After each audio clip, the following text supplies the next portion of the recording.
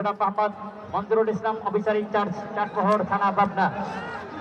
আজকের খেলার সম্মানিত প্রধান পরিচালক বাংলাদেশ ফুটবল ফেডারেশন রেফারি অ্যাসোসিয়েশনের সদস্য সিরাজগঞ্জ ডিএসএ রেফারি বিশিষ্ট ক্রীড়া ব্যক্তিত্ব উল্লাপাড়া থেকে আগত শ্রদ্ধাভাজন বড় ভাই SM জাহিদুজ্জামান কাকুন ভাই, সঙ্গে রয়েছেন আলমগীর হোসেন এবং ইয়াহিয়া সরকার।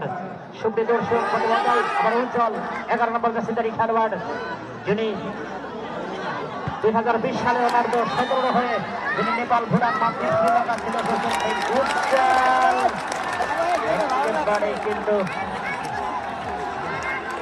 সম্ভবত হ্যান্ড বলের চমৎকার কিক করেছিলেন। এটা প্রায় হাই চমৎকার একটি সুযোগ ছিল, হয়তোবা ভাগ্য তাদের সহায় হয়নি সেটাই।